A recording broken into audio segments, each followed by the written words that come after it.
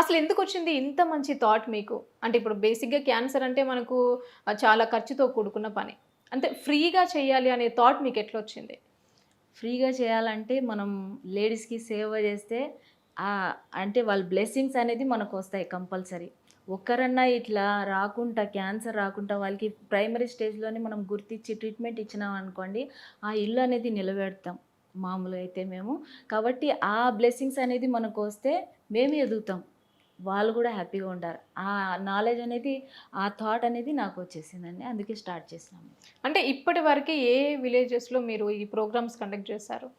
Practice చేసేటప్పుడు ప్రతి విలేజ్‌కి మేము ప్రోగ్రామ్ కండక్ట్ చేసినాం. కానీ ఇలా ఆహ్, యూట్యూబ్ ఛానల్ ఓపెన్ చేసి మనం ప్రతి ఒక్కరికి అదే అవగాహన కల్పించాలి అనేది అంత థాట్ రాలేదు అప్పుడు అక్కడ విలేజ్ లెవెల్‌లో.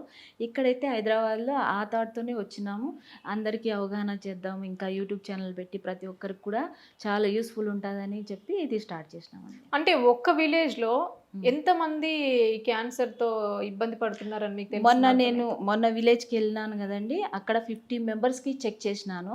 ఓకే. 50 మెంబర్స్‌కి చెక్ చేస్తే 30 మెంబర్స్‌కి ఇరోజన్ ఆఫ్ సర్వీక్స్ ఉందండి. 30 మందికి ఇరోజన్ ఆఫ్ సర్వీక్స్ ఉంది. ఆ ఇరోజన్ ఆఫ్ సర్వీక్సే మళ్ళీ 10 సంవత్సరాల తర్వాత క్యాన్సర్‌కి మారొచ్చు. కాబట్టి ఆ ఇరోజన్ ఆఫ్ సర్వీస్‌కి వాళ్ళకి ట్రీట్మెంట్ ఇవ్వడం జరిగింది. ఇంకొకటి క్రయో అనేది ఉంటది. క్రయో అక్కడనే ట్రీట్మెంట్ మనం ఇచ్చినామనుకోండి, ఆ ప్రాబ్లమ్ కూడా లేకుండా అయితది. కాబట్టి అది కూడా స్టార్ట్ చేస్తున్నామండి. Cryo surgery. అంటే చిన్నగా ఐస్ పెట్టి ఏదైతే క్యాన్సరస్ సెల్ ఉంటాయో, ఆ క్యాన్సరస్ సెల్ అనేది నార్మల్ సెల్‌గా మారే అవకాశం ఉంటది. అంటే ఎలాంటి ఫుడ్ తీసుకోవాలి? అంటే ఇవి రాకుండా ఉండడానికి, కొంచెమైనా తగ్గించడానికి ఎలాంటి ఫుడ్ తీసుకుంటే బావుంటది?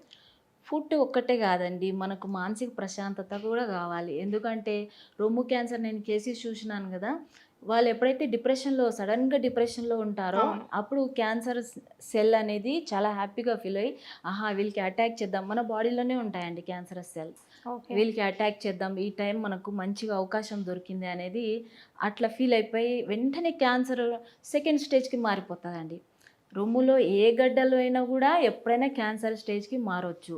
కాబట్టి మన ఎమోషన్స్ అనేది చాలా ఇంపార్టెంట్. ఒక కేస్ చెప్తాను చూడండి. విలేజ్ లెవెల్‌లో మేము ప్రాక్టీస్ చేసేటప్పుడు వాళ్ళు కోడలితో ప్రాబ్లమ్ అయింది. వాళ్ళ భర్త ఏం చేసినాడంటే సడెన్‌గా ఒక అంటే కొట్టినాడు ఆమెకి. కొట్టారు. ఓకే. కొడితే ఆమె సడెన్‌గా చనిపోయింది. చనిపోతే పోలీస్ కేస్ అయింది. బాబు కూడా జైల్‌లో వేసినారు. ఇంకా ఇద్దరు పిల్లలండి. ఆమె సడెన్‌గా టెన్షన్ తీసుకొని అత్త అనేది సడెన్‌గా టెన్షన్ తీసుకొని డైరెక్ట్‌గా వచ్చి నాకు రొమ్ములో ఏదో గడ్డలున్నాయి. ఏదో బాగా అంటే బ్లడ్ కారినట్టు అనిపిస్తుంది. ఒకసారి చెక్ చేయమ్మా అని చెప్పి నా పేషెంటే రెగ్యులర్ పేషెంటే. చూస్తే క్యాన్సర్ 4 స్టేజ్ అండి ఆమెకి. ఓహ్!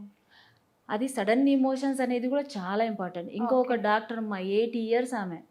80 ఇయర్స్ డాక్టర్ అమ్మ గూడా అందరికీ హెల్ప్ చేసింది. అందరికీ నార్మల్ డెలివరీ చేసే డాక్టర్ అమ్మ గూడా వాళ్ళ కొడుకు సడెన్‌గా చనిపోయినారు. వాళ్ళిద్దరు గొడవలో భార్యాభర్త ఇక్కడ షిఫ్ట్ అయిదాము. ఆమేమో హైదరాబాద్‌లో మేము ప్రాక్టీస్ పెట్టుకుందామని. ఇంకా వాళ్ళ కొడుకేమో మా మదర్ దగ్గరికి వెళ్ళిపోదాం అని చెప్పి వాళ్ళిద్దరి ప్రాబ్లమ్స్‌లో ఆయన సడెన్‌గా పాయిజన్ తీసుకొని చనిపోయినాడు. ఇంకా ఆయన చనిపోయిన 3 మంత్స్‌కే ఈమెకి డయాగ్నోస్ అయిపోయింది. బ్రెస్ట్ క్యాన్సర్ అని చెప్పి. కాబట్టి ఎమోషన్స్ అనేది కూడా చాలా ఇంపార్టెంట్.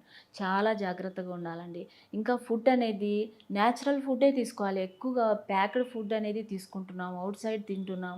వేడి ఆయిల్ ఏదైతే యూజ్ చేస్తుంటారో కంటిన్యూస్‌గా అదే యూజ్ చేస్తుంటారు. వాళ్ళు అది బజ్జీలు గానీ, ఏదైనా గానీ ఫ్రైడ్ ఐటెమ్స్ అనేది అవన్నీ అవాయిడ్ చేయాలండి. బాగా ఫ్రెష్ వెజిటబుల్స్ తీసుకోవాలి. ఫ్రూట్స్ తీసుకోవాలి. ఇంకా బాగా 8 అవర్స్ నిద్ర ఉండాలి మనకు. ఆహారం, ఎక్సర్సైజ్ అనేది చాలా ఇంపార్టెంట్. డైలీ ఒక గంటన ఎక్సర్సైజ్ ఉండాలి. అట్‌లీస్ట్ ఎక్సర్సైజ్ చేయలేని వాళ్ళు వాకింగ్ అన్నా చేయాలి. లేదా అది కూడా చేయలేని వాళ్ళు కపాలభాతి అయినా చేయాలి. మెడిటేషన్ చేయాలి. ఇవన్నీ కూడా చేస్తా ఉంటే ఓన్లీ ఫుడ్ మీదనే ఆధారం కాదండి. ఇవన్నీ కూడా ఇంపార్టెంట్ కాబట్టి మెయింటైన్ చేయాలండి.